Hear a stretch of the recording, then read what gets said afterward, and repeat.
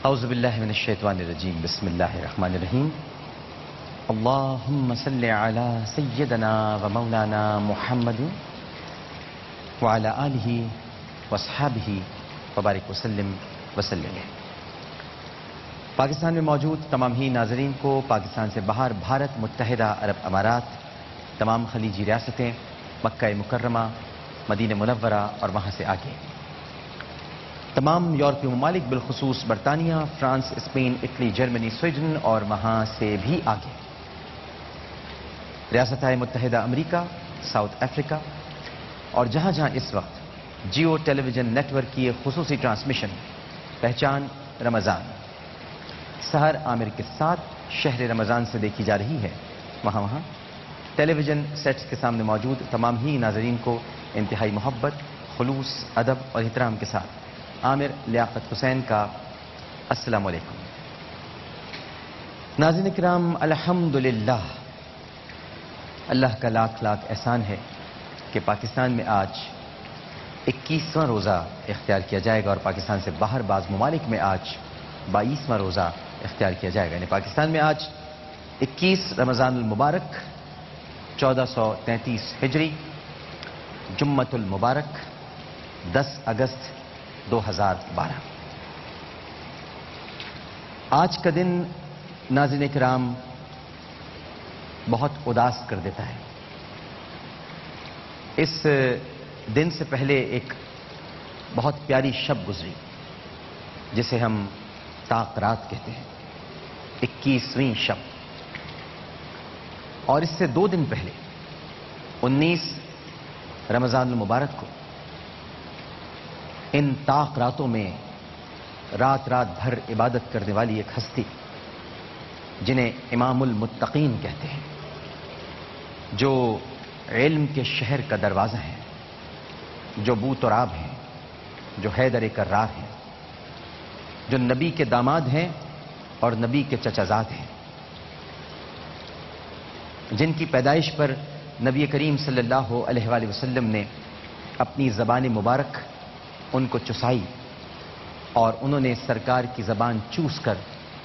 علم اور حلم کے تمام مدارج طے کیے۔ حسنین کے بابا جان، فاطمہ کے سہاگ اور ناظرین کرام زینب کی آن،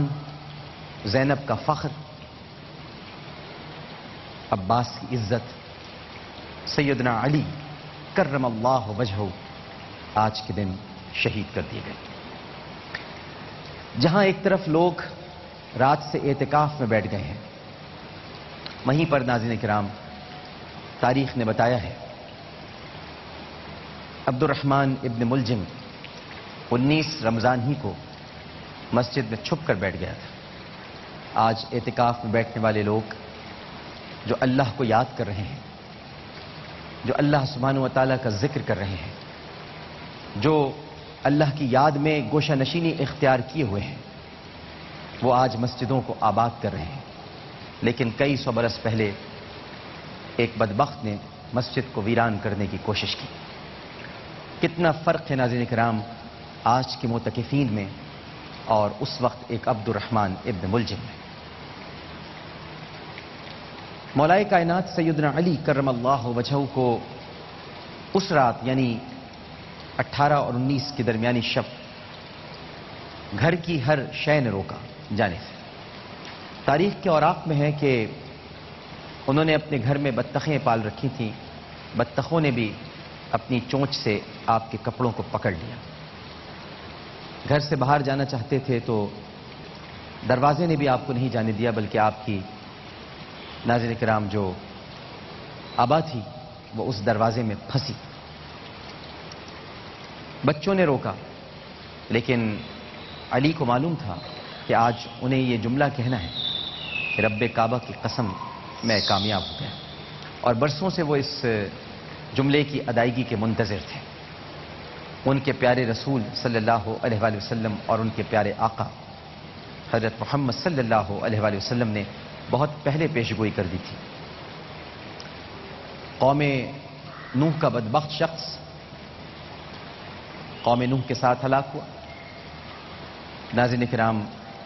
حضرت سہلے کی اونٹنی کی کونچے کاٹنے والا بدبخت ہے، اسی طرح سے سیدنا علی کرم اللہ وجہہ کو قتل کرنے والا بھی بدبخت ہوگا۔ یہ بہت ساری روایتیں ہیں، جن میں سے ایک روایت مستند یہ ہے کہ قوم صالح کی اونٹنے کی کونچے کاٹنے والا اور اے علی تیری داڑھی کو خون سے رنگین کرنے والا بدبخت ہوگا۔ اور یہ بات بہت پہلے سے آیا تھی کہ ایسا ہوگا، اور ایسا ہی ہوا۔ کوفہ کی مسجد ہے، تہجد کا وقت ہے، بلکہ ابھی تہجد بھی نہیں ہوئی ہے، ابھی کچھ وقت باقی ہے، اور امام المتقین اس مسجد میں داخل ہوئے ہیں۔ ابن ملجم سو رہا ہے، آپ نے اسے جگایا، اپنے قاتل کو جگایا۔ قاتل کو جگانے کے بعد اسے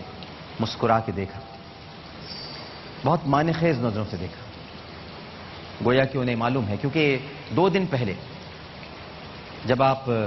کوفے کے ممبر پر، اسی مسجد کے ممبر پر خطبہ دے رہے تھے اور عبد الرحمن ابن ملجم نے آپ کو دھمکی آمیز لہجے میں آپ سے گفتگو کی تھی، تو آپ نے اپنے اصحاب سے یہ کہہ دیا تھا یہ مجھے قتل کی دھمکی دے رہا ہے۔ صاحب نے کہا کہ آپ اسے گرفتار کیوں نہیں کر لیتے؟ تو بہت تاریخی جملہ آپ نے ارشاد فرمایا کہ قتل ہونے سے پہلے قاتل کو کیسے گرفتار کریں، پہلے قتل تو ہو لینا۔ اور آپ نے ابن ملجم کو جب اٹھایا تو وہ جاگ گیا، اس کی آنکھوں میں ایک پراسرار خاموشی تھی، ایک منصوبہ بندی کی تکمیل کا ارادہ تھا، اسے یہ پورا یقین اور احساس تھا کہ آج وہ کام جو کرنے جا رہا ہے وہ شاید اسے جنت میں لے جائے گا۔ جیسے آج بھی بہت سارے لوگ جو اپنے جسموں پر بم باندھ کر مساجد میں داخل ہو جاتے ہیں یہ سوچ کر کہ شاید جنت میں جائیں گے، اس لیے وہ بہت مطمئن تھا۔ اسے نہیں معلوم تھا کہ وہ کائنات کے ایک قیمتی ترین شخص کو قتل کرنے کے ارادے سے آیا ہے، کائنات کے عظیم ترین بہترین شخص کو وہ قتل کرنا چاہتا ہے۔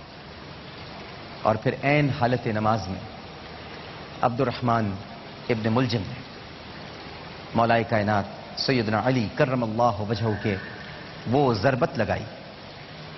آپ کے سر مبارک کو چیر دیا، آپ زخمی ہو کر گر پڑے، لیکن نماز سے غافل نہیں ہوئے، اس لیے کہ نماز تو اس خاندان سے ناظرین کرام